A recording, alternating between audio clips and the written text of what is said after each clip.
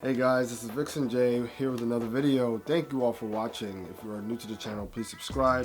If you're not new to the channel, welcome back. First of all, I forget that I don't really promo the things that I do on the internet, so I'm going to do that right now. I have a profile series called Minute Made New York, where I profile people about what they do and their stories in minute-long clips. That's on YouTube. You can check that out.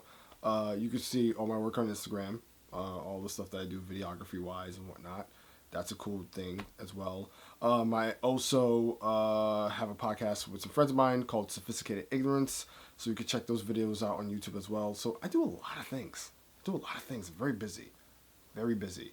Booked, busy, blessed, and beautiful. Those are the 4 B's in life.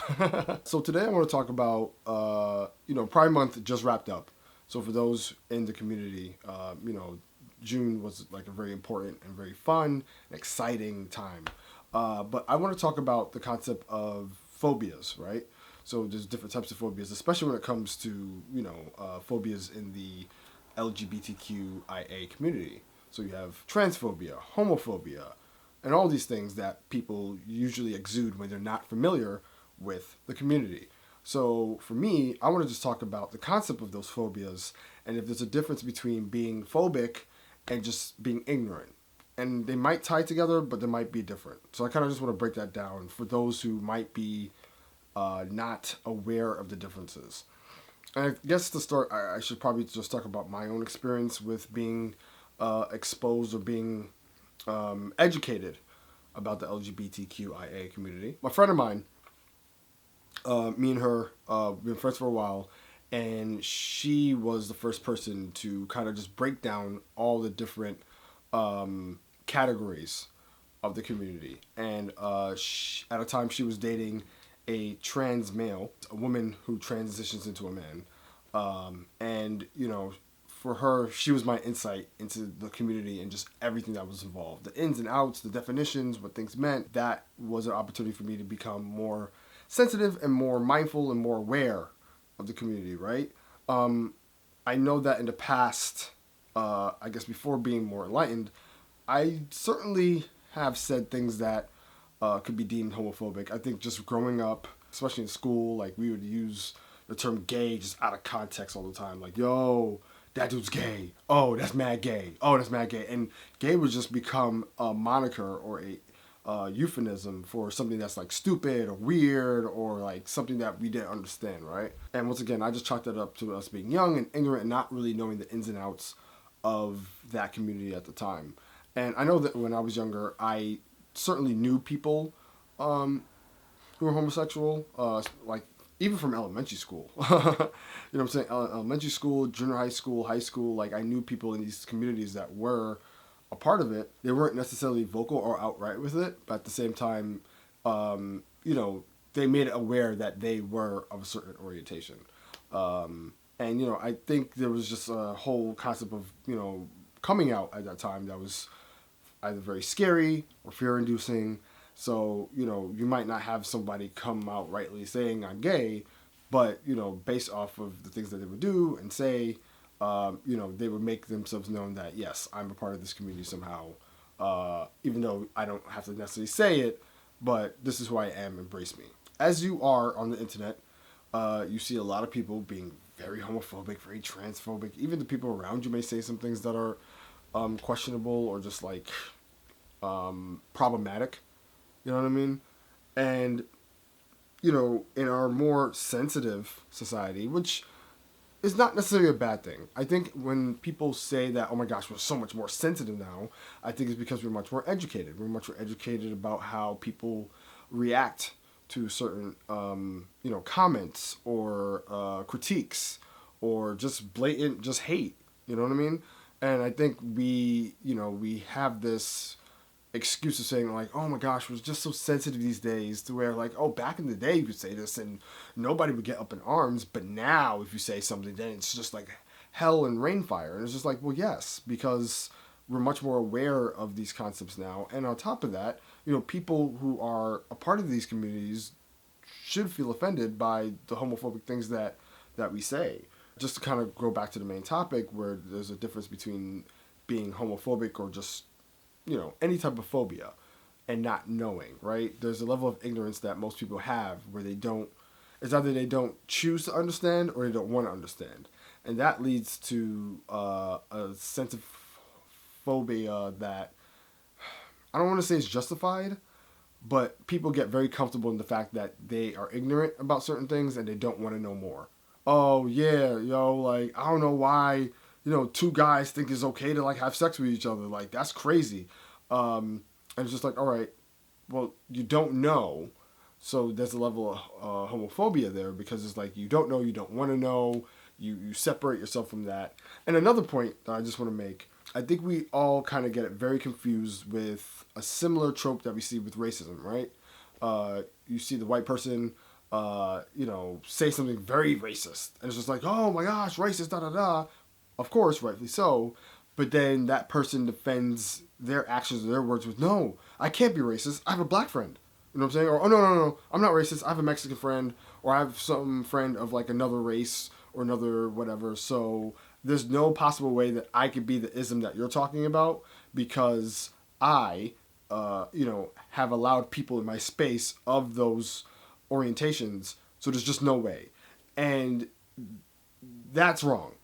That's just wrong. Just because you allow and tolerate people of certain races and creeds and sexual orientations into your circle doesn't mean that you're an ally to said person, right? So just because you have gay friends doesn't necessarily mean you're a gay ally. Just because you have friends who are transsexual doesn't mean that you're an ally to the trans community, right? So people have to be really careful when they kind of use that very same old excuse of, oh no, I know people that are like that. So there's just no way that my statements or my actions or my words could even like remotely affect the people in this community. Like, no, I would never. But yeah, you did in a case where you possibly have said something offensive, right? So, that's just a matter of checking ourselves.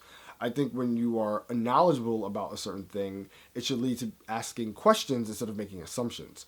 And that's a huge difference when it comes to, understanding people of different communities, right? We are more prone to assume what we don't know instead of asking questions about things that we don't know to get information, right? But then people also think they're slick and they use that realm or they use that veil of, yo, I don't know. I'm just asking like ignorant questions like, yo, why is it that, a man decides that they want to become a woman all of a sudden, or like, yo, I don't understand, like, how you born gay? Like, we've all probably heard these type of questions that have come out or come about when it comes to like questioning people in certain communities. And once again, I think people get very comfortable with the fact that they don't know. And they're not necessarily asking the question in the sense of like, oh, I really want to get an answer. They're asking the question as a veil or a mask to say the ignorant things that they really want to say, but they don't want to be targeted, right? So it's like, yo, I'm going to ask a very ignorant question, but wait, don't put me on the cross here. Like, I'm just asking questions. I'm just curious. Where it's like, nah, you're probably just using this as a veil or excuse to say the ignorant statement or ignorant thing that you really want to say, but you don't want to get backlash from it. So that it's veiled under a question because we're not going to fault anyone for asking a question, right? You're trying to get information. So I think you have to be very careful with people who kind of play that role or, they kind of use that mechanism in order to get off the hateful speech that they want to get off by masking it with, I'm just trying to figure out, right? So there is a tie between phobias and ignorance or not knowing, a certain orientation or a person a part of the LGBTQIA community, right? And, we have to be really careful about our own phobias and how we tackle them and how we address them. Once again, I know that back in the day that I, never bothered to ask about like, different orientations. I guess, to be fair, back then we were only exposed to so much sectors of the community. So I guess for most of us when we were young, it was just either you're gay or lesbian, right? And there was really no other sets of the community that, for me, I was aware of. So it's like, oh, all right, so it's two dudes together, they're gay. Two women together, they're lesbians. And that was it. There was really nothing in between. So we only have those two to play with. And, if you don't know anything about those two orientations, then you're going to make a whole bunch of assumptions. And the media doesn't help because they usually typecast gay and lesbian people to be these two extreme tropes. Like, for example, the L Word, right? The L Word was a great show. And to be fair, I don't know if certain people on that show were, or their, I guess their personalities was expanded or like, I guess dramatized to like prove a point or to drive a point or to drive a certain message across about how certain people in the community may behave. But L Word, great show. Another show that was really cool that I watched a little bit, Noah's Ark. Noah's Ark was a show about these gay gentlemen who were all kind of navigating dating and life. So kind of uh, like a version of Girlfriends. Like imagine Girlfriends, but with four gay gentlemen, right? So that was kind of like the premise of Noah's Ark.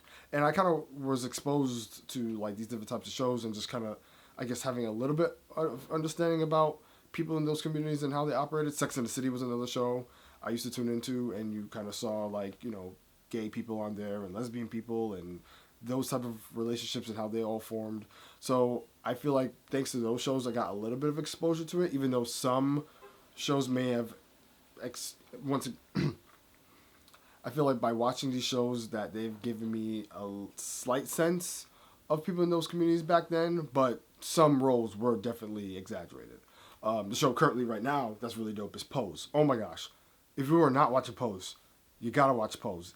Even like Pose is the perfect show to watch for those who are extremely ignorant or completely not in tune with the LGBTQIA community. And I think it's like, I don't want to say it's like it's an introductory show, but it's certainly a show that breaks down the different struggles and the different things that were going on. And it's set in a time period, so it's set back in the late 80s, early 90s. But I feel like it does a good job representing those people in the different communities and all the struggles that they had to go through at that time. I would encourage people who really don't know much about the community to watch it. Hopefully they could watch it with an open mind and be accepting of this type of imagery and just really be in tune with the information that they're being given, and especially take it in the context of, all right, this is a community that actually was thriving back in this time, and you know, this is possibly some of the things that people in these communities had to go through. You know, you see instances of prostitution, you see instances of people going through surgeries, especially for the trans people in the show that had to go through the surgeries to transition into what they were becoming. And, you know, you get a sense of all that. AIDS is another theme that happens in the show as well, especially back then. So you have all these themes and you have all these issues of the community that was definitely prevalent back then and still to this day. But it gives a very, though dramatized, but it gives a very, I feel, accurate depiction of people in these communities and how everything came together. So I would encourage everybody to watch Pose. Really dope show. Anyway, but just to wrap it up, I think, you know, you really have to be sensitive and mindful of these different people in these communities. And if you're going to be an ally, actually be an ally. I know the term ally is overused in certain cases, and you know, there's a very broad definition of what an ally really is. There's different levels to it. There's allies who are more active in trying to educate and trying to spread awareness of people in the community and actually be an advocate. And then there's other allies who are like, all right, you know what? I understand the people in this community. I would never disrespect them. I will use the proper pronouns. I'll do all these things because I want to support the people in this community and not like, you know, feed into the phobias that a lot of other people do, right? So I think there's just different levels of ally, and you really have to just be mindful of that and which role you play. And, you know, do research. It's all about doing research. Google is a thing. You know, I would encourage asking someone that you know in the community to, you know, educate you on certain things. And granted, that is not the job. I want to stress this enough. It is not the job of anyone in that community to sit you down and educate you about all the facets of that community. Not the job. If they're willing to do it, if that's something that they want to do because you came to them with a level of trust, like saying, hey, you know, there's certain things I don't understand. I have some questions. I'd love to, you know, sit down with you and have a conversation. And if they oblige, cool. If not, you have to respect that as well. You know, it's not their job to sit there and explain. It's kind of like, you know, when you have like the only black person in a space, and then you have members of a different race like come to them with all these questions like, hey, so resident black person, so can you tell me about like everything black? And it's just like, well, that's not like, I'm not a black ambassador of the world, so I shouldn't have to like sit here and tell you about the black experience. You know what I mean?